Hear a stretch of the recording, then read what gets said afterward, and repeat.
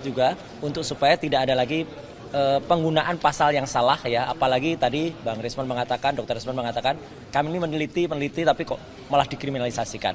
Jadi kalau ada aparat yang menggunakan pasal-pasal yang salah itu harusnya malu kan gitu. Nah, jadi kita teriakkan ke mereka, malu bro kalau pakai pasal-pasal yang salah ya, malu bro.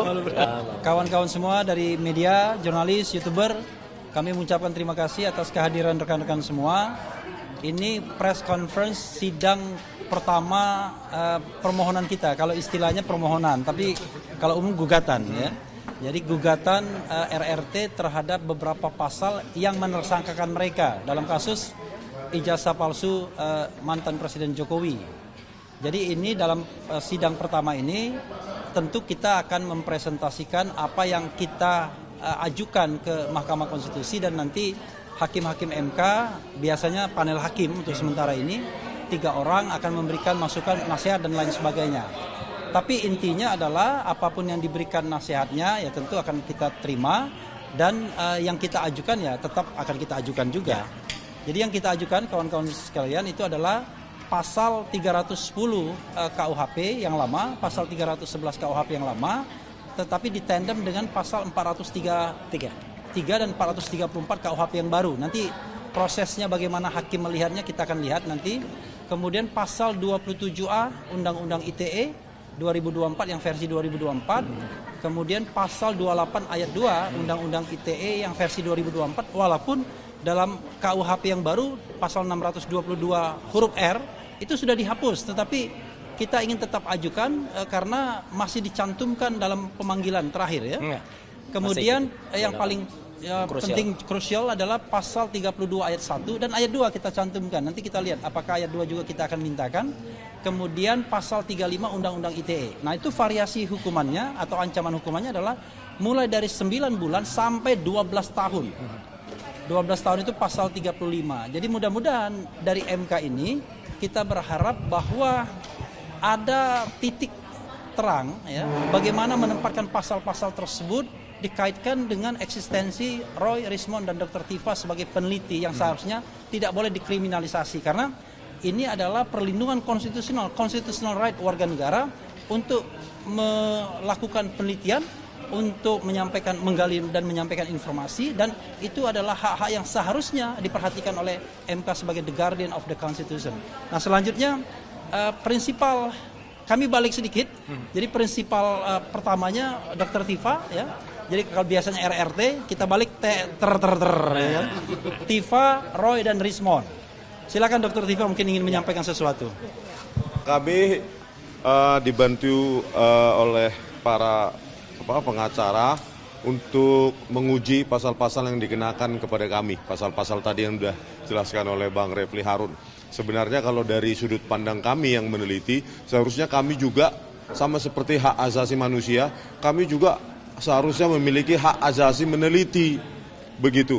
Peneliti itu diuji berdasarkan tulisannya yang disitasi, yang direferensi, berguna atau tidak, sudah berapa lama dia meneliti, dan publikasinya bagaimana, transparan atau tidak. Itulah makanya oleh karena itu kami ingin bahwa ya hak-hak untuk meneliti itu, walaupun simpulan dari hasil penelitian itu dianggap menyakitkan atau tidak sesuai dengan apa yang diminta oleh penguasa ataupun mantan penguasa, maka tetap harus, sepahit apapun, tetap harus hasil pengujian maupun penelitian itu harus disampaikan, meskipun penelitian itu sifatnya bukan final and binding, tetapi tetap berjalan sampai ada data-data baru. Nah, disitulah seharusnya penelitian kami itu bisa dibantah oleh pihak-pihak yang merasa bahwa hasil penelitian kami itu tidak tepat atau tidak akurat. Begitu Bang, terima kasih. Oke, siapa? Ya, Mas Roy. Oke. Kan oleh Prof. Refli ya, selaku kuasa hukum kami dari tim Balai RRT, ya kami ini memohonkan beberapa pasal, ada 6 pasal tadi. Jadi supaya tidak lagi pasal-pasal itu salah diterapkan kepada warga negara Indonesia. Jadi kami tidak hanya berpikir sendiri, tapi kami ingin mewakili rakyat juga untuk supaya tidak ada lagi penggunaan pasal yang salah ya, apalagi tadi Bang Risman mengatakan, Dr. Risman mengatakan kami ini meneliti tapi kok malah dikriminalisasikan.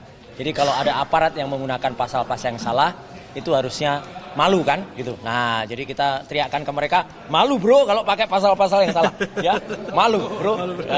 Jadi jangan sampai malu bro ya gitu kalau pakai pasal yang salah. Saya kira itu ya. Dokter Tifa silakan. Dokter Tifa mau bicara. Baik, ini adalah hal yang sangat penting dan mudah-mudahan apa yang nanti kami ajukan kepada Mahkamah Konstitusi ini bisa menjadi sebuah hal yang membahagiakan ya, terutama bagi kami kaum intelektual. Dan untuk diketahui juga bahwa saat ini kami sedang ongoing juga, dibantu oleh begitu banyak para guru besar, para profesor yang turun gunung. Insya Allah pada hari Kamis nanti juga Profesor Din Syamsuddin ya sebagai tokoh besar, sebagai ilmuwan, mantan Ketua Umum PP Muhammadiyah pun juga turun gunung. Karena beliau mengharapkan juga nanti para guru besar, para begawan, para oracle, para ilmuwan seluruh Indonesia juga ikut bersama-sama memberikan suara untuk bisa memastikan bahwa RRT sebagai ilmuwan terus bisa bekerja menunaikan tugasnya sebagai ilmuwan tanpa diganggu dengan kriminalisasi. Selanjutnya kuasa hukum saya, Bang Dr. Fadli Nasution akan mewakili saya untuk menyampaikan beberapa hal.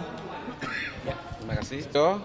Bang Rismon dan Dr. Tifa, ketiganya adalah akademisi, peneliti. Jadi pasal-pasal yang kami uji ke MK hari ini, itu batu ujinya pasal 28, ayat 1 dan ayat 3, Undang-Undang Dasar 1945. Yaitu setiap orang mempunyai kebebasan untuk berserikat, berkumpul, dan menyatakan pendapat. Jadi hari ini ketiga prinsipal ini merasa hak-hak konstitusionalnya sebagai warga negara tidak terlindungi dengan adanya penerapan pasal-pasal ini dalam perkara yang sedang berlangsung di Polda Metro Jaya. Oleh karena itu, maka pasal-pasal itu diuji terhadap konstitusi Undang-Undang Dasar 1945. Kita berharap ada keadilan konstitusional di sini. Para majelis hakim Mahkamah Konstitusi dapat menerima dan mengabulkan permohonan kami, dan pasal-pasal ini tidak lagi digunakan untuk mengkriminalisasi ya siapapun yang berpendapat. Karena sejak awal prinsipal ini tidak kenal dengan namanya Joko Widodo. Tidak kenal, tidak ada mens rea atau niat jahat untuk menghina. Tapi yang diteliti adalah ijazahnya, objeknya, bukan subjeknya. Karena itu tidak tepat penerapan pasal ini, dan karena sudah dilakukan oleh Polda, maka patut diduga adanya kriminalisasi dan dipaksakan untuk mengkriminalisasi para klien kami ini, ilmuwan ataupun peneliti ini. Saya kira begitu. Subscribe, share, like, and comment. Subscribe, share, like, and comment. Subscribe, share, like, and comment. Subscribe, share, like, and comment. Subscribe, share, like, and comment.